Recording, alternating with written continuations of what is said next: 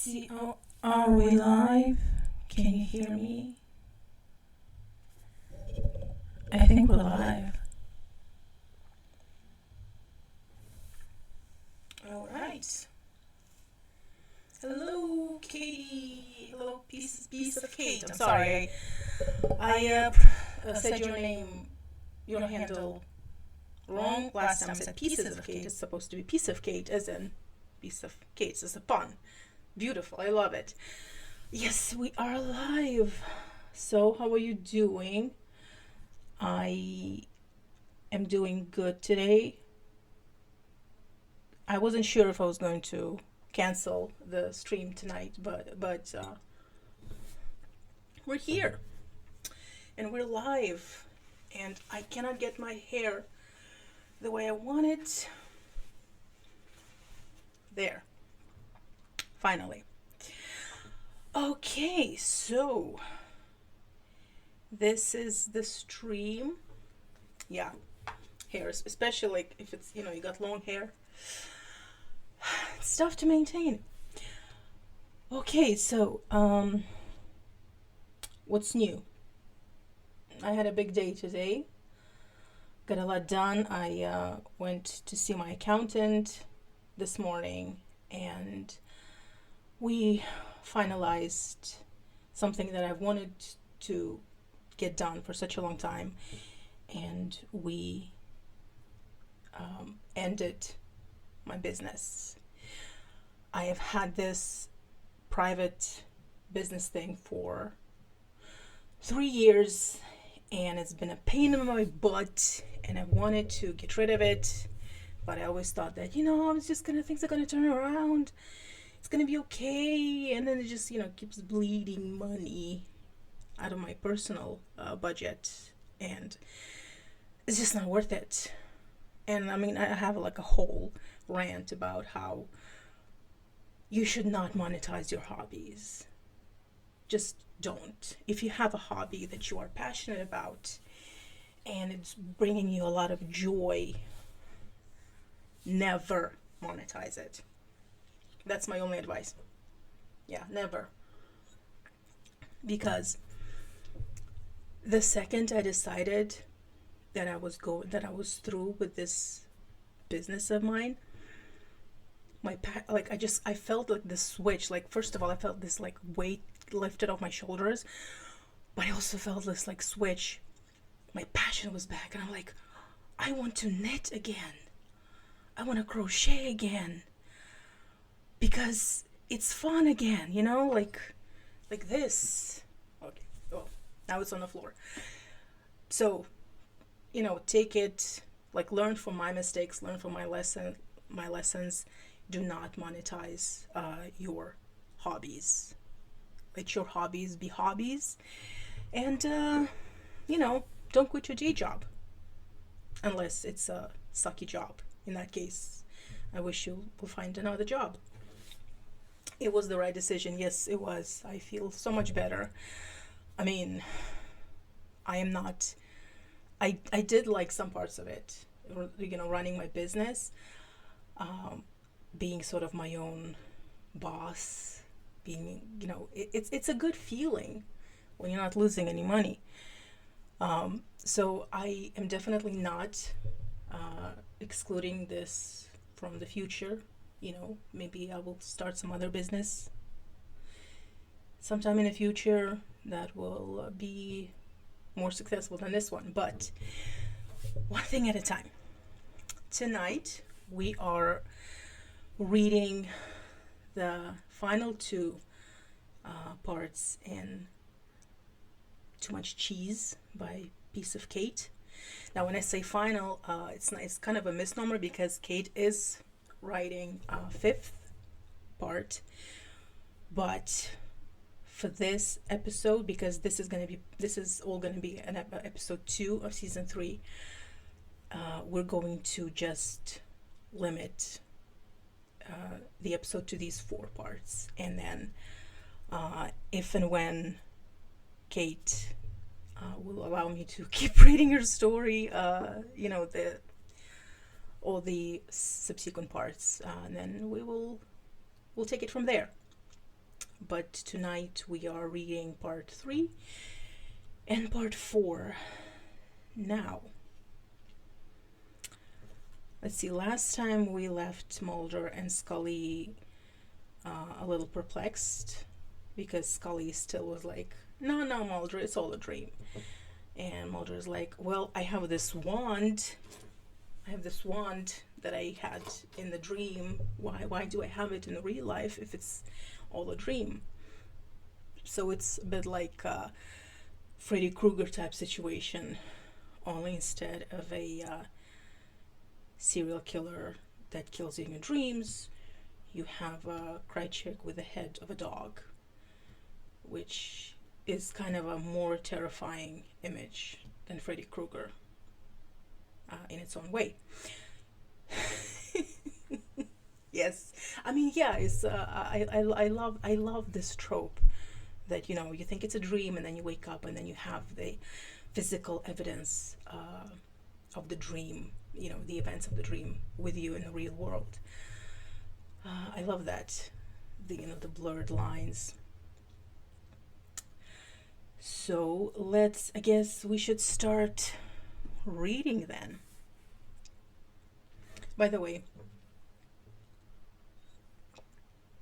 you know, one thing I learned about myself while running this online store, running my own business, I hate that word, is that I freaking hate selling. I just hate it. So I don't want to sell my podcast. I mean, I don't want to like advertise it too much and like have ads on the podcast. I just want it to be this creative outlet that I'm sharing with a few of my friends, and that's it. So on that note, let's read part 2 in Too Much Cheese, part 3, I'm sorry, and it's called Too Much Non-Fat to Foodie Rice Dreamsicle. Now, Kate, if I am not mistaken, you wrote this part not too long ago. So it wasn't, you wrote the first 2 parts in the 90s, and then you wrote, yes, that's right, you wrote this one and the 4th one recently. So that we know that. Okay. Too Much Non-Fat to Foodie Rice Dreamsicle by Pieces of Kate. Now it says Pieces of Kate. You know what? Never mind. Let's just keep reading. Summary, part 3. Yep, it's Scully's turn. Much to Mulder's glee, Scully has a very strange lucid dream.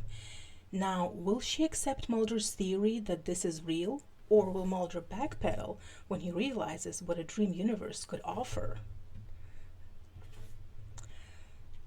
Okay. Mulder shifted uncomfortably, frustrated at his lack of sleep and his retrospectively poor choice of pants. He adjusted his pillow, glancing to his right. Scully was dozing, breathing deeply. At first he was smitten, then envious, and then a little perturbed when a small snort escaped her. The heavy breathing was steadily turning into a snore. Great. He could never sleep on planes, even on night flights. Perhaps especially on night flights. Scully twitched in her sleep and Mulder's eyes snapped back to her.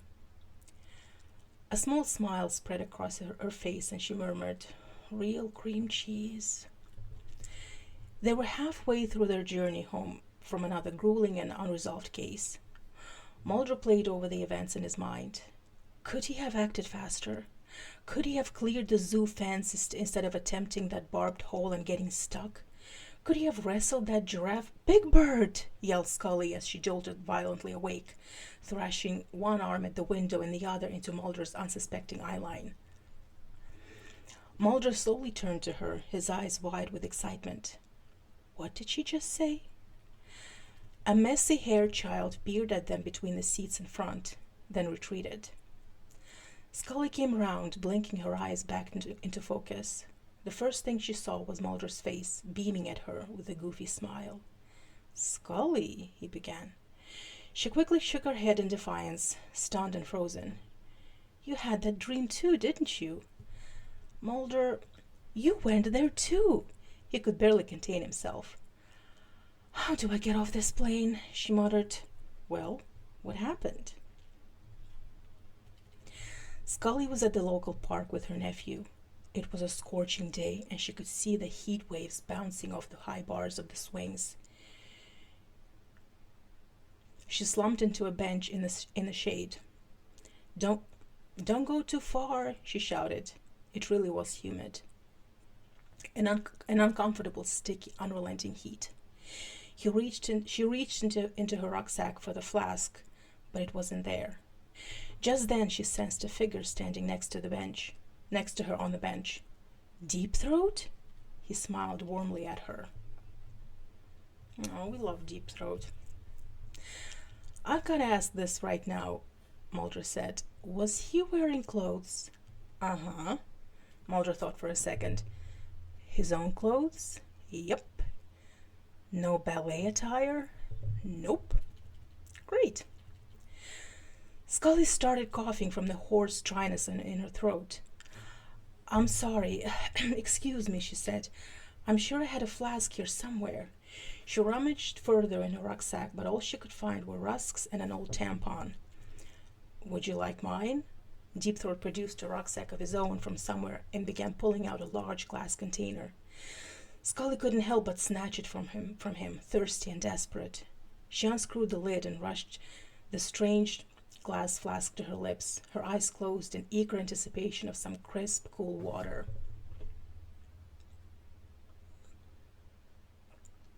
Which didn't come. Something rubbery nudged her tongue. Her eyes flicked open and she lifted the flask for a closer look. She screamed, her mouth spraying water over a nearby child who ran away traumatized. She looked down at the flask, now smashed to smithereens on the floor, revealing the alien body inside. An Erlenmeyer flask? She shrieked. You didn't say it was an Erlenmeyer flask. Your dreams are a little different to mine. Scully snapped her fingers. Dreams? So you admit it was just a dream, just like yours. Nothing real about it. So nothing about it felt real? Well, not until you turned up. As Scully sat staring at the baby alien on a tarmac floor, still with one ear to her nephew's laughs, she heard barking in the distance. Looking up, she saw a faint blur of a tiny Pomeranian dog standing in front of a big building that had appeared from nowhere in the middle of the playground. Queequeg! She started running. As she arrived at the warehouse, Mulder gasped. The warehouse! Queequeg darted through the cat flap. Mulder gasped again, then frowned. The warehouse had a cat flap? Scully threw herself to the ground and frantically punched her arm through the flap. As she stretched further, she felt her arm extend, growing through the hole and deep into the inside. Her fingers elongated unnaturally, feeling along the dirty floor, grabbing blindly for her companion. Her arm grew longer still. Is it only arms? Because I feel like this might have benefited me more. Scully smirked. Eating human livers doesn't sound so bad now, huh? Just then, a large wooden crate fell from the ceiling, landing straight on Scully's fingers, crushing them flat. She screamed. Hey, so when do I arrive? I thought I was in the stew. Crushed, Mulder. My fingers were crushed. Mulder held up his hands in surrender. Her fingers were crushed. As she cried out in agony, trying to wiggle the feeling back into her mangled hands, she knew there was no going back. She had to climb through the flap. Wasn't there a door? She squeezed her head through the small hole, then her shoulders. She pulled back. Her hips protested, caught on the frame. She could see Queequeg sat at the end of the room. A man stooped down and stroked the dog. She heard him whisper, "One rat to another." There he is! But where am I? Don't you touch her, Krychek, she yelled.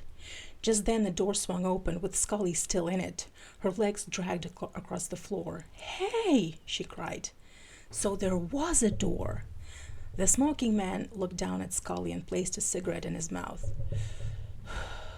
This is unexpected.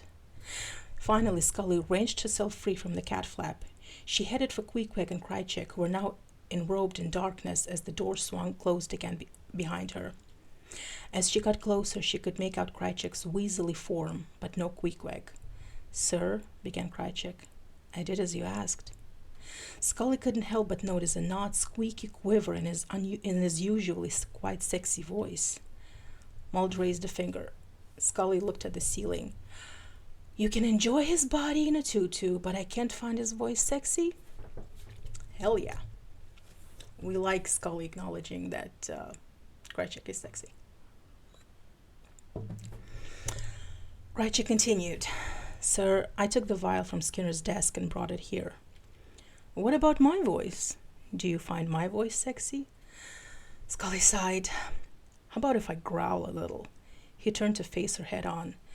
"No one down here but the FBI's most unwanted," he gnarled. The child peeked through the crack again. Okay, I kind of feel that, now this is me talking, that sometimes I should not be reading it too accurately. Otherwise, some people might think that this is a different kind of stream. But, tangent. "Give me the vial, Alex," said the smoking man. Krychek was silent. "Give it to me." "There's a bit of a problem with that." A noise escaped Krychek that was familiar to Scully, though she couldn't quite place it. "What do you mean?" he asked, irritated. "There was a mishap on my way over here. Her stupid dog got in the way and I dropped it." "You mean you don't have the love potion?" he spat. "It's a little worse than that. When I dropped it, the contents splashed over me and the dog. Sir, I think there was something off with this batch." He made a strange noise again, and this time Scully knew why she recognized it. Horror ripped through her body. The smoking man whipped out a torch and shone it straight at Krychek. The bright beam revealed Krychek's suited body with Queequeg's ruffled Pomeranian head protruding grotesquely from the top of his shirt. And their hostess came to their seats. "Nuts? You said it, sister," said Mulder. Scully nearly vomited. "So wait," began Mulder. "The weird sound you heard was Queequeg?" "Same noise he used to make when he needed the toilet." Mulder screwed up his face in disgust. "Scully, you know I love you, but I think you might be unwell." There was a loud creak. Scully's attention was diverted to the crate There was a loud creak. Scully's attention was diverted to the crate that had so mercilessly landed on her fingers. The panel at the front was bending and bulging. There was something inside trying to get out. Krychek panted excitedly, his slimy tongue lolling out of his mouth. Oh, poor Krychek. I mean, that's your story, Katie, but if this is how Krychek is going to be for the rest of, that timeline, that's just sad. But like I said, that's your story. The side of the crate splintered. Scully stood with her back to the wall, her eyes glued to the box. 2 more thoughts followed, and the side of the crate split open. Mulder exited the crate in a forward roll. I'll try to make it... No. Okay, Kate writes, "I'll try to make it more palatable for you." Absolutely not. No. This is your story. You write it however you feel is right. I am just expressing my thoughts as a fan. So, let's just leave it at that. You write your story however you want it. "About time." Scully smiled, first at Mulder, then to herself. She looked back at him and said softly, "You were naked." Mulder... Okay, now I feel like this is a different kind of stream. Mulder nodded slowly, not at all surprised. He looked thoughtful. "What do you do for reference, given that you've never seen that area of me?" "I can fill in the blanks." "I hope you're generous," he paused. "And I hope you appreciate that this kind of thing didn't happen in my dreams. I never saw your blanks. But you did experience quite a bit of me nonetheless." "I did." Scully rushed to Mulder, took off her trench coat, and wrapped it around him. Thanks, Scully. Mulder looked around and stopped sharp as his eyes fell on the man-dog abomination in the corner. Cryquick nibbled at an itch on his arm. What the hell? The dulcet tones of a partner's voice awakened something in Scully. So you do find my voice sexy? It was more that it brought me back down to earth. You say all the right things, he quipped. Poor Crychick. Yes, Crychick does get a rough deal. I mean, every time he shows up, in every season, he gets abused, like, a lot. Like, all the fans are saying, oh my god, Scully has suffered so much. And, like, yes, she has. You know, it's a staple of the genre. But also, Mulder has suffered arguably more than her. But every time Crychick appears, I think he suffered most of all the characters. I mean, most of it was, he brought it on himself, but still it doesn't change the fact that he got mangled a lot. So, like I said, he brought it on himself, but there's also this question of how much is too much. Not that writers have abused him too much. The question was more of how much of it is justified. How much do his own actions justify the amount of his own suffering? And I'm not just saying that because I have a soft spot for Crychick.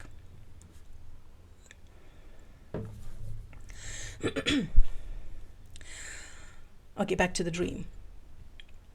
Mulder, I don't think this is real. I think this is a dream. But it feels so real. I've been trying to get out of that crate for hours, Scully. Can you remember how you got there? Mulder looked resigned. No.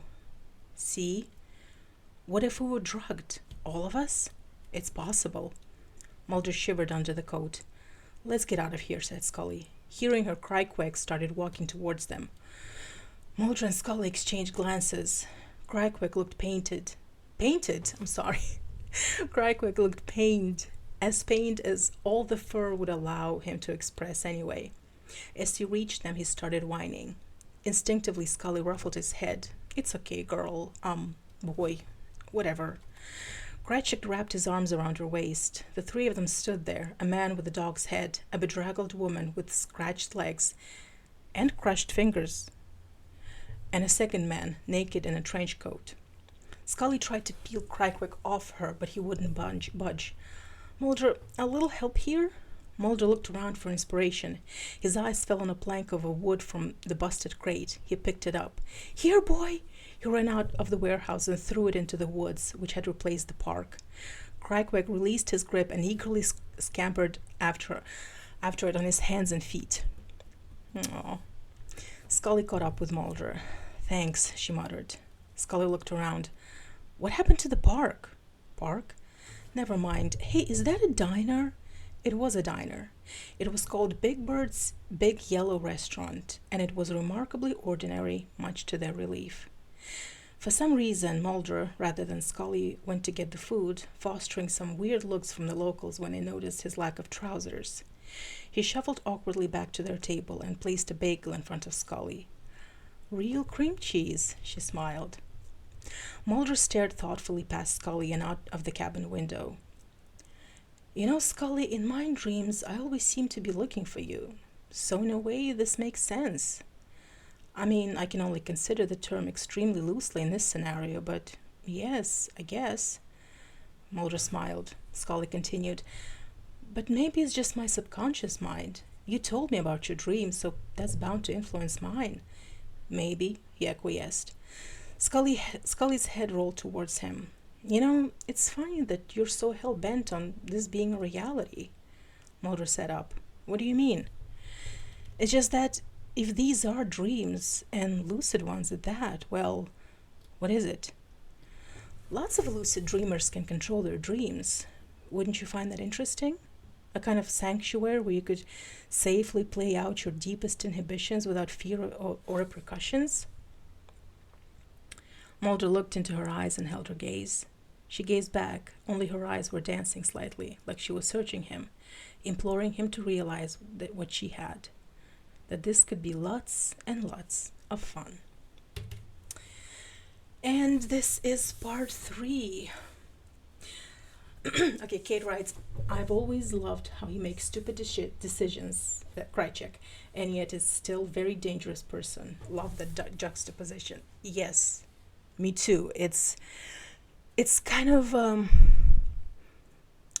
it's this juxtaposition of him being very smart and calculating and resourceful and intuitive, and also an idiot. It does make him more humble. It does. It's you don't see it very often, this sort of, I mean, I wouldn't even call him a villain, but this villainous character, scheming so much, but then he gets played back and he gets punished back, or like, his plans backfire. Usually I think you see it in more like a comic book way. A supervillain will come up with some ridiculously evil plan, and then it will backfire comically. But Krychek's plans backfire very painfully, and there's nothing comic about it. It's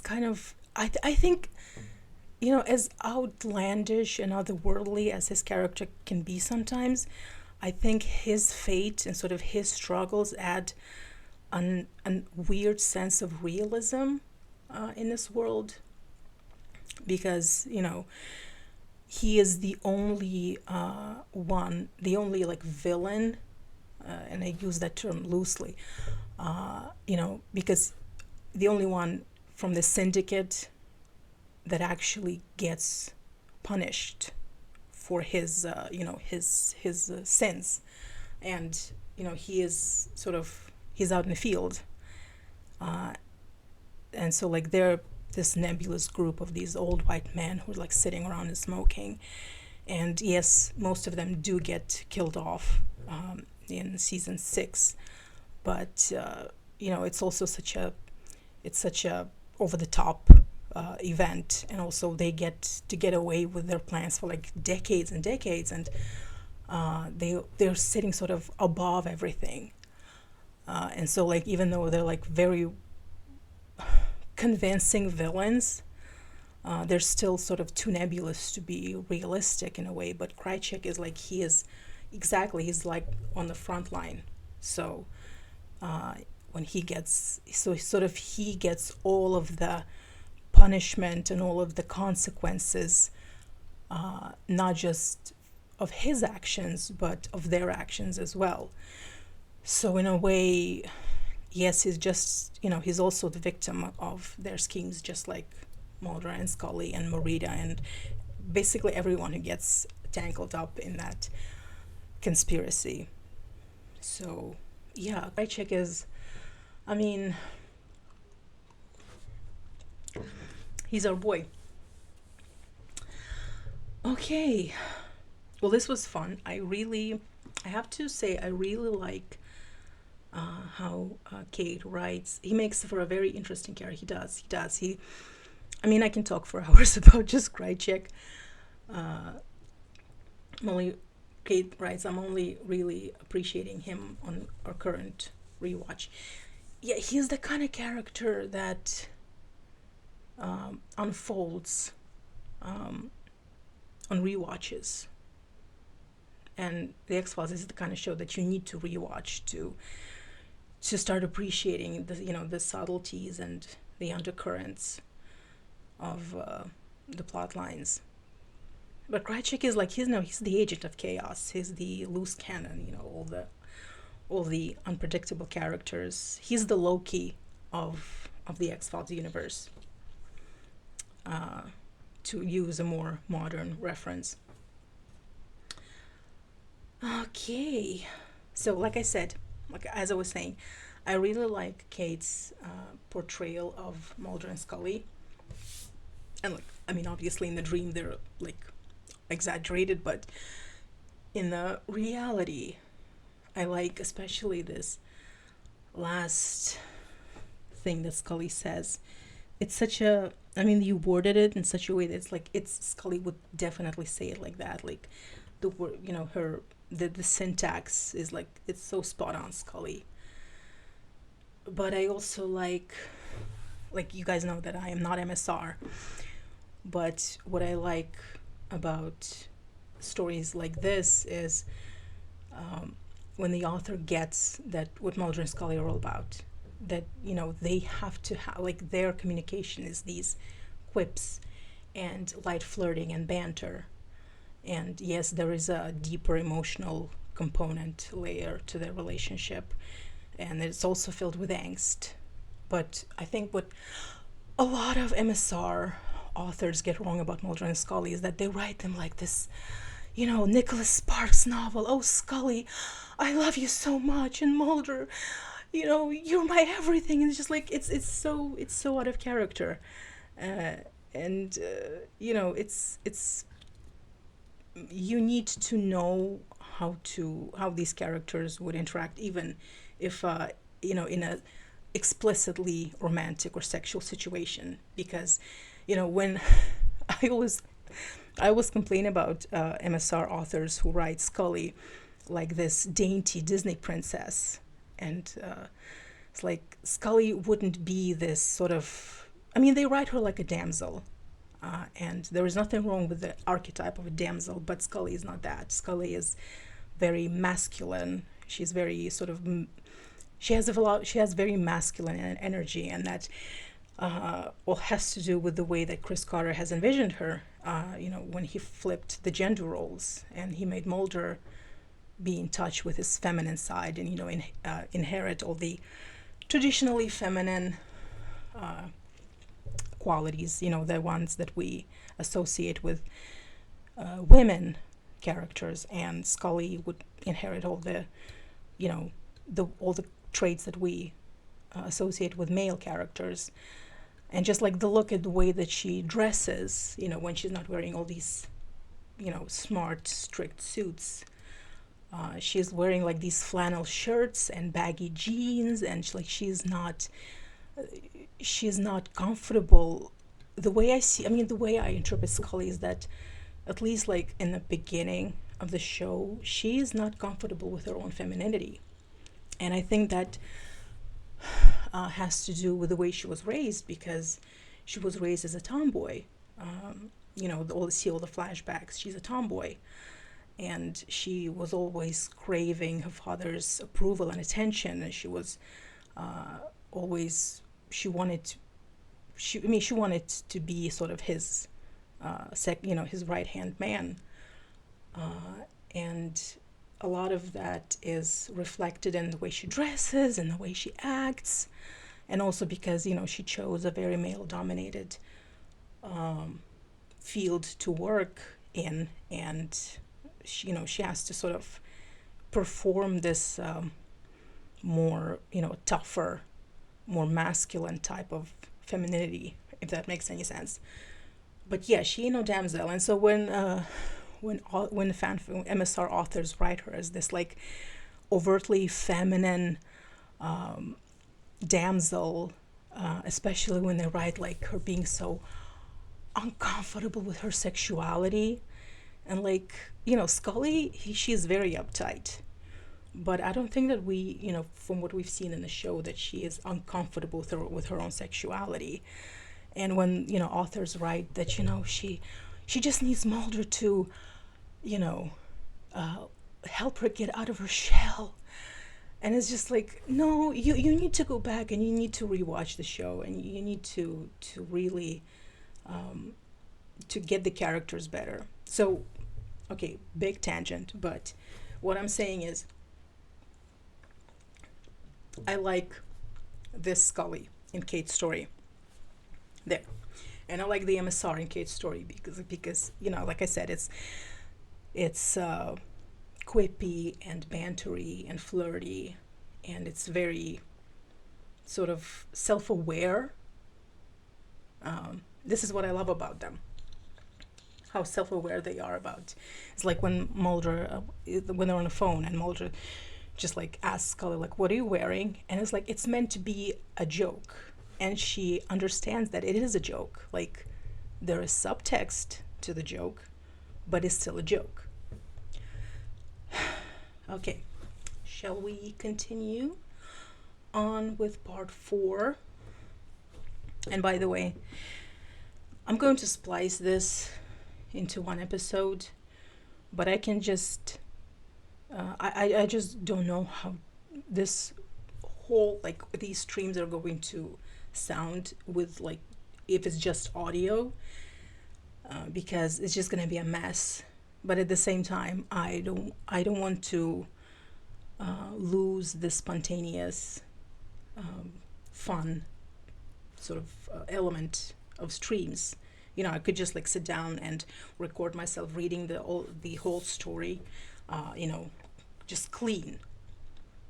But then it would lose this, you know, the fun element of it.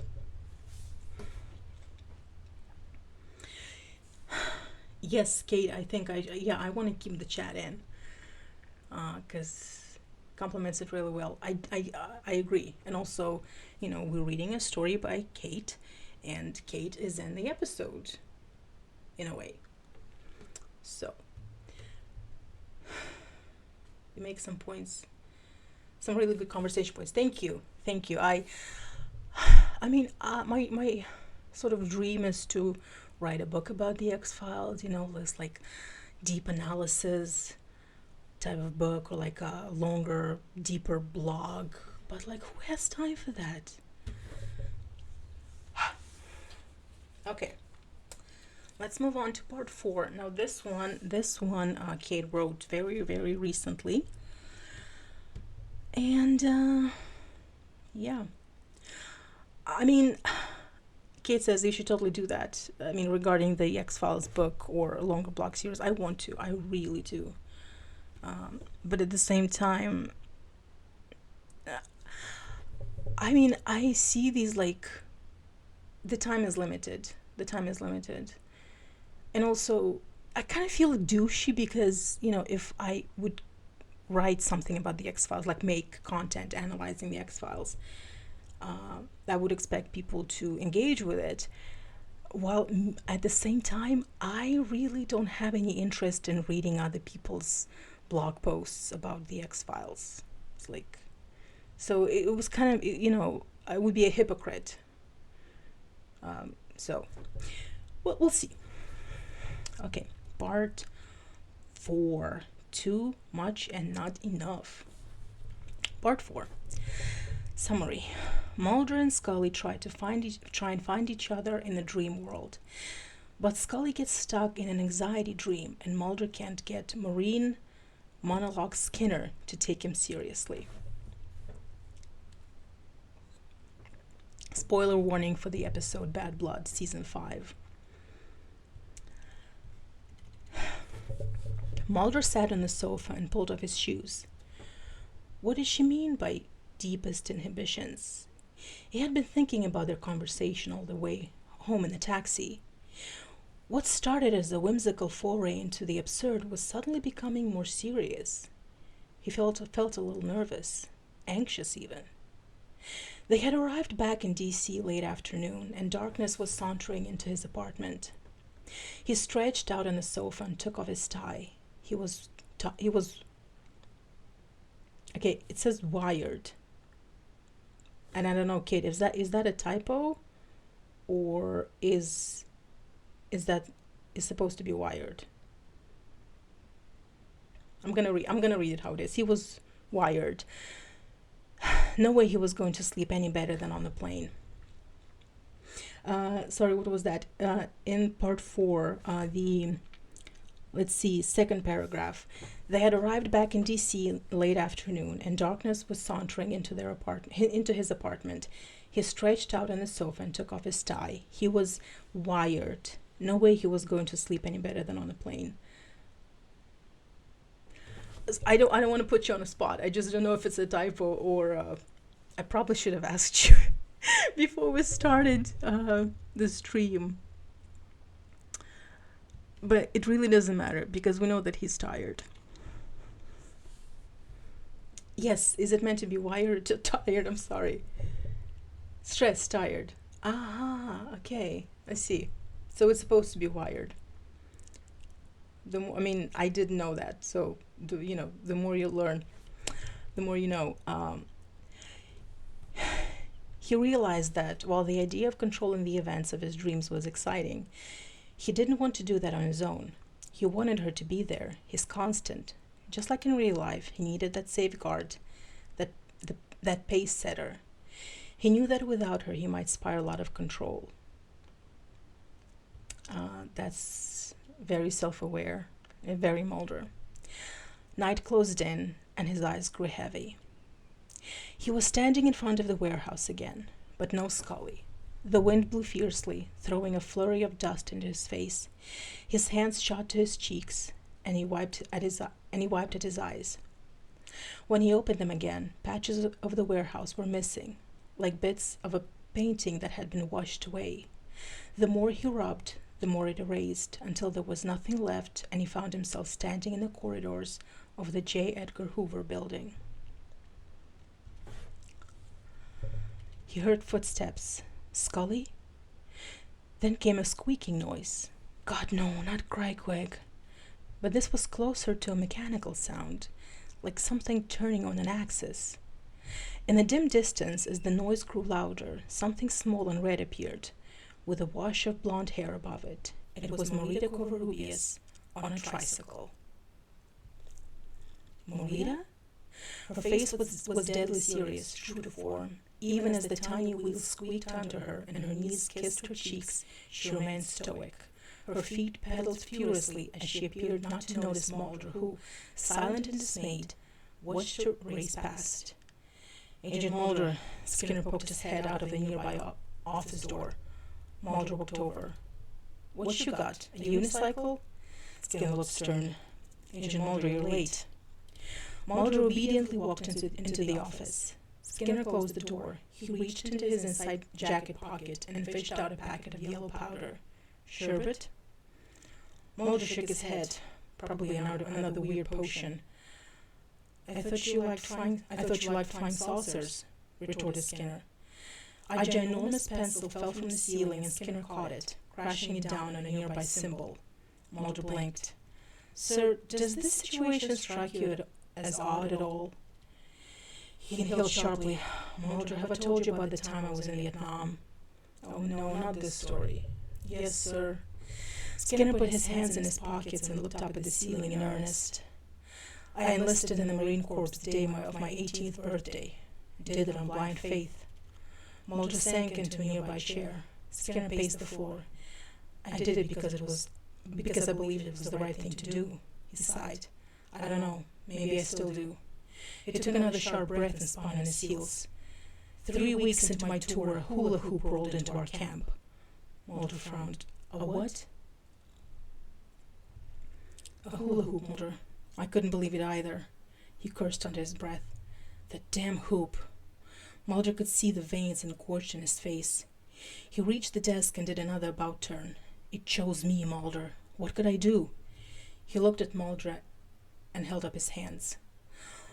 Mulder held up his own hands, eyes wide and pursing his lips in consensus. I tried day and night to tame that beast. The hoop? Yes, but it couldn't be tamed. She was a wild stallion. My coordination was no match. My hips were too stubborn. He slapped his hands down on his sides. Damn it! Mulder stood up. Sir, I really should be... Skinner made his fist and let out a wail. I think you might need therapy, sir, but I have to go. Scully lay in bed, struggling to sleep. It had been a weird day. She wondered if Mulder was asleep yet. She reached for some water, checking the glass for any rubber bits first. Who knew what was real and what was a dream at this point? She glanced at her bedside table, and her eyes fell on a recent impulse buy, a bright pink book by some fancy celeb. It was full of anonymous fantasies, and she had found a little crude for her palate. But hey, if it helped her sleep.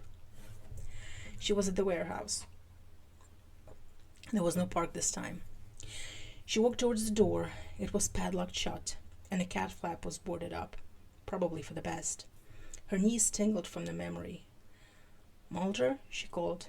"Are you there?" She heard someone shout, "Damn it!" but it didn't sound like Mulder.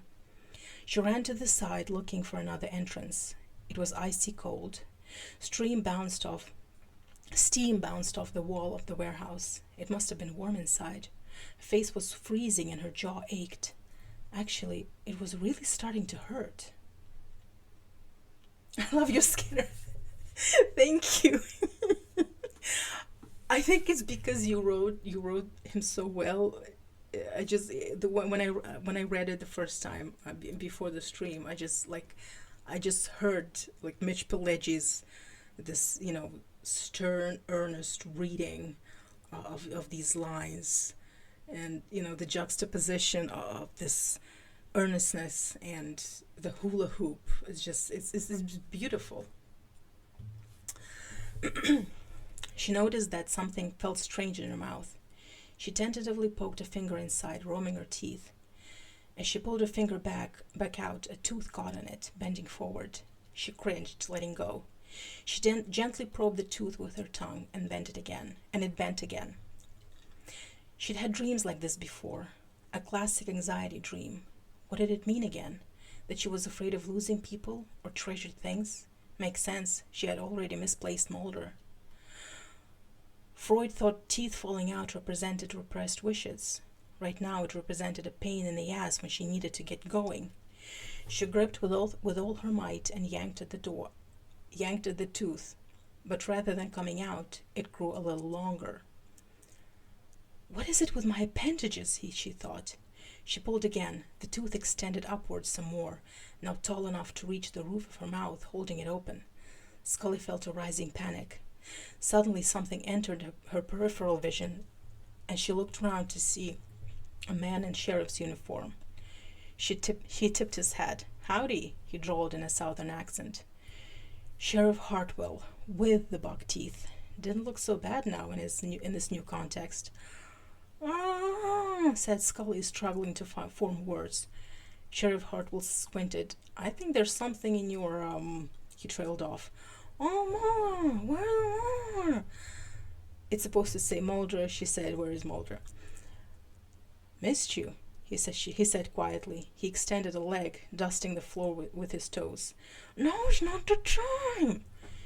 His goofy grin dropped. He looked a bit upset, and then a little angry. It's okay, thought Scully. This is just a dream, remember. But Hartwell was starting to look really pissed. His eyes glowed green like the night that she had sat in the car with him in Cheney, Texas. This couldn't be good. He reached into his holster and a second later was pointing a gun at Scully. Scully tried to respond quickly but felt she was moving in slow motion.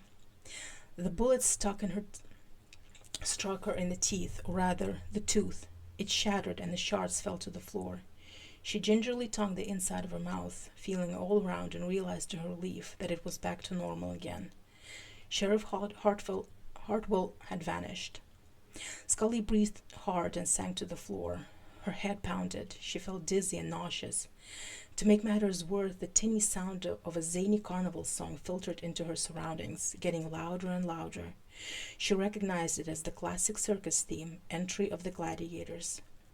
In the distance, she saw a small yellow clown car heading towards her, and she realized the music was coming from its speakers. Who was that bald man at the wheel? She strained her eyes to get a better look, but the image turned blurry and the music started slowing down until, at last, it became the rhythmic chant of her alarm clock.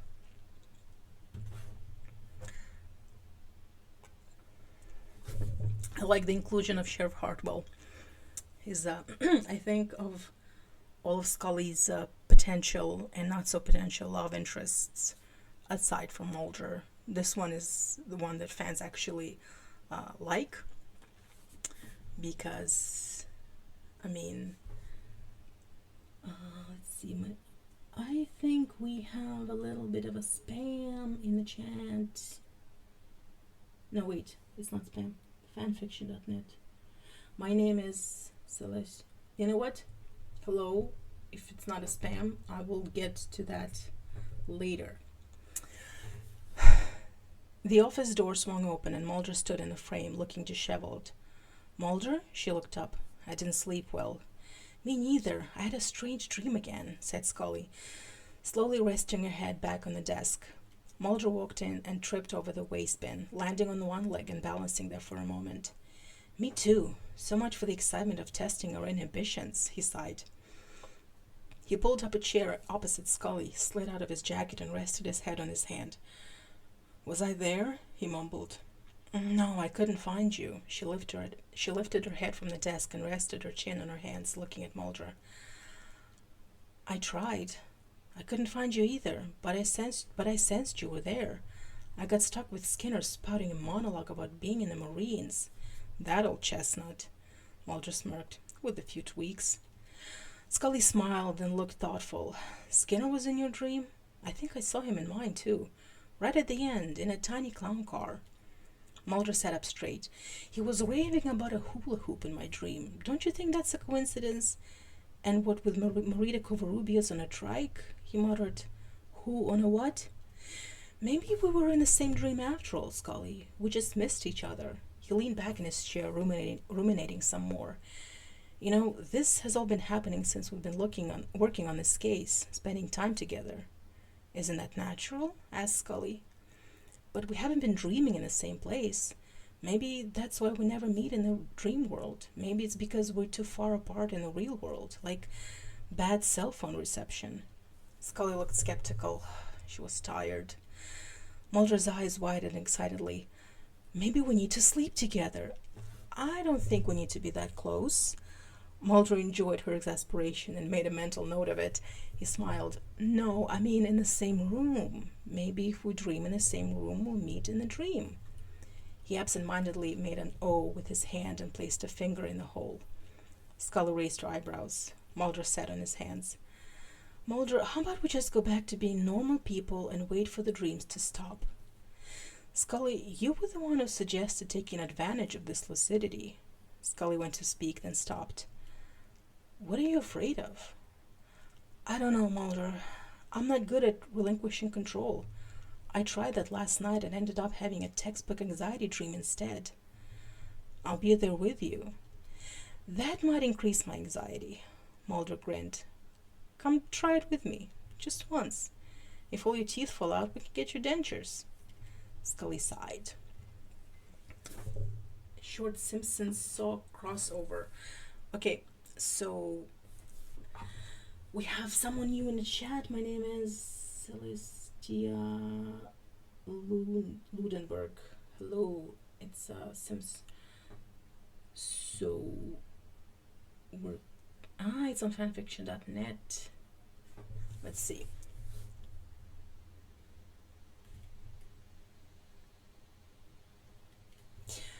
Okay, so if you are new in the chat, just introduce yourself and tell us how you found this stream. We're always happy to see more new people in the stream and on our Discord too.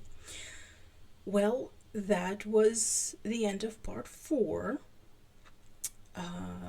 I don't know which one is my favorite part. I mean, I love them all, but I really like, there's some parts here that really stand out for me. One is obviously Skinner and his monologue. I like the, very well read again, thank you. You search, okay, so search up fanfic streams constantly. That's how. That's good. Welcome. We do that sometimes. Skinner was funny. Thank you. I just love this. Like it's such a familiar thing. It's what we all know from the show. His monologue about his time in Vietnam, and then it's like this, and then the curveball of the funny juxtaposition. I also really like the inclusion of Sheriff Hartwell and the fact that this thing Scully says in the end about how she is afraid of relinquishing control. You watched this actual monologue when you wrote that. Yeah, I can see that. So yeah, it's so if I'm gonna get like all English teacher, literature critic here. It's what makes a good fanfic, aside from, all the grammar and, proper syntax and, good language, is knowing the characters. Because, and it's something that we also covered in not in the latest podcast episode, but the one that preceded it, the season 2 finales. Fans are very quick to recognize if the characters are written correctly or not. And by correctly, I mean that they have to be like they are on the show. Deviations from that are, detected very early on, very quickly, and they are not well received usually. So even when you're writing something like this absurd and comedic as too much cheese, the characters have to be recognizable. And that's why a lot of romantic stories don't work for me. And not just MSR, but just, shippy stories in general. It's because the writers just don't write the characters, really. I mean, they don't know the characters well enough, or they cannot convey the characters in these scenarios. So whether it's like MSR or Mulder Krychek or Scully and Skinner, even if you're writing something as outlandish as, a sex scene or a very romantic scenario, the characters still have to be recognizable. So this is why, and this is what makes a lot of the really outlandish stories work, the characterization. So, pardon me that lecture. But actually this episode, the next episode is going to be the stream, the 2 streams, and the episode after that is actually going to be about Mulder and Krychek. It's going to be I'm going to do a brief history deep dive into the history of Mulder Krychek as a ship. So we're going to look at a lot of slash fic, a lot of fanfiction tropes in that, in that particular pairing, fic world, in that genre. We're going to look at, we're going to look at, how it all began, because thankfully Mulder Krychek, the history of that ship is fairly well known, and it's like it's documented well, so we can really go back and see, take a look at how it all began with Mulder and Krychek as a ship. Okay, so Kate writes, I agree not to diss on any fic writers, but it really takes me out of it when I'm invested in a story and there's something way out of character. It just breaks the moment. Absolutely. Really looking forward to MK episode. It's a ship I was completely oblivious to the show, in the show era, and I think I missed out. I mean, I missed out too. I wasn't part of the fandom in the 90s. I was watching the show in the 90s, but I didn't join the fandom until it was 2009 and 10. And when I found out, about Krychek and then the ship, what I saw that it was big. It was a big ship in the 90s. And it was like, it's not the first male and male ship, but it was definitely, if we're gonna talk firsts, it was Spock and Kirk. But Mulder Krychek, the way I see it, really set the standard for how these queer, ships between 2 male characters are, the way they're written and perceived and talked about in the fandom. So I don't know, maybe I'm just projecting, but I see a lot of that, even in Marvel, in the Marvel fandom, So I think that Mulder Krychek, they did say, I mean, X-Files fans coined the term ship. Come on. Like, we were the groundbreakers. I mean, not me personally, but our fandom. So,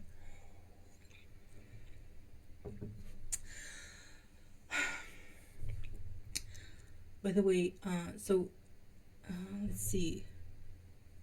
Bart and Sophie Krastovsky is an official ship. You mean Bart? You mean Bart Simpson and Sophie, as in Krusty's daughter? I mean, yeah, they could be a ship because they're the same age, and also Bart loves Krusty. Why wasn't there an episode revolved around Bart dating or like being friends with Krusty's kid? Really? Okay, now we're talking about The Simpsons. Okay, so I guess we should. She's the only girl in his friend group. Bart doesn't have any girls in his friend group, does he?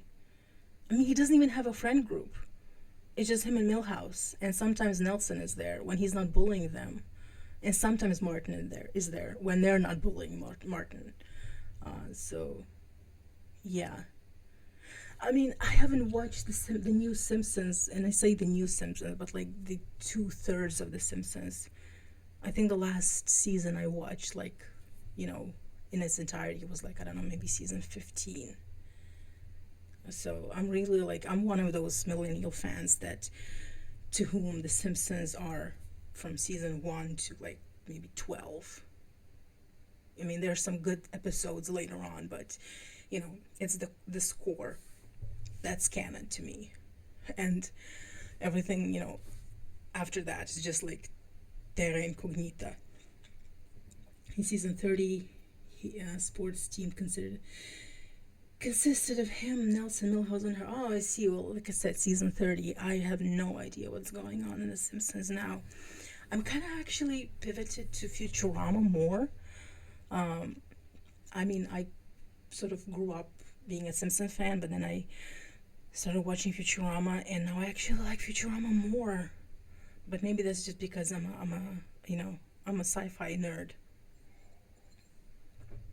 But we could. Oh my God, we could have a whole stream talking about Futurama. All right, listen, new person in chat. You know what I'm gonna do? I'm going to link you our Discord. So if you feel like this is something for you, we have a Discord that is dedicated to us just talking about the X-Files. And I'm going to invite you, and you can just join if you want, and just take a look at some of the rules that we have, and maybe introduce yourself. And the hell. Oh wait, I'm supposed to. Oh my God. There. What? I mean, wait a minute.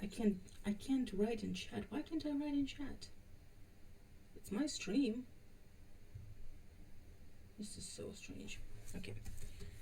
Write your 1, 2, 3, whatever. What do you mean? This is weird, y'all.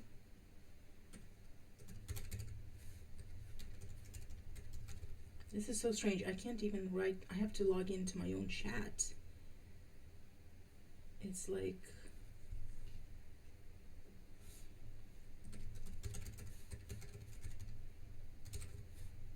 Katie, I hope you're still here, because I'm struggling with...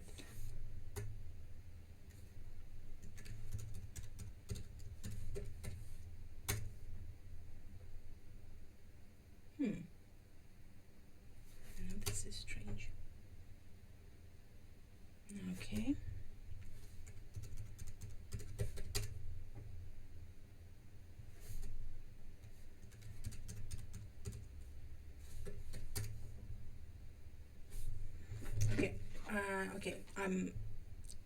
I'm almost logged in.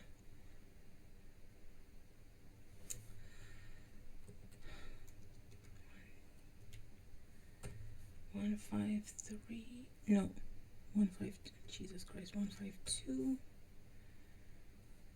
323.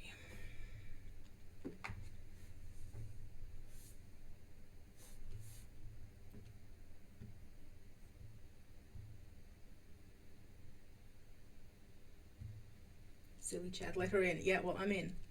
And I just dropped the link to our Discord in chat. So, new person, if you feel like this is something for you, we're inviting you. All right. Well, I guess this is it. Thank you so much, Katie, for letting me read your story, for letting us all enjoy it. I'm going to upload it on YouTube after the stream in all its chaotic beauty. Thank you for reading it so well. Thank you. Thank you. As you can see, I am still struggling a bit with slurring words because I am reading way too fast. It's been great hearing it all come to life. Yeah, I mean, when I used to write Muldrow Krychek fan fiction with my former writing partner, we did a live reading of one of our fanfic because we wrote it. It was a role play fanfic, so they were writing for Muldrow and I was writing for Krychek, so it was kind of like a play. And so when I was visiting them in America 2 years ago now, we just sat down in full cosplay. They were like cosplaying Muldrow and I was cosplaying Krychek, like with a leather jacket and fake eyelashes. And we just read it, this whole fanfic. That was so much fun. But all things come to an end, and so does this stream. I need to get some sleep because I have an early morning tomorrow. Again, thank you so much. And because this is going on YouTube and I forget it every time, I have a Substack.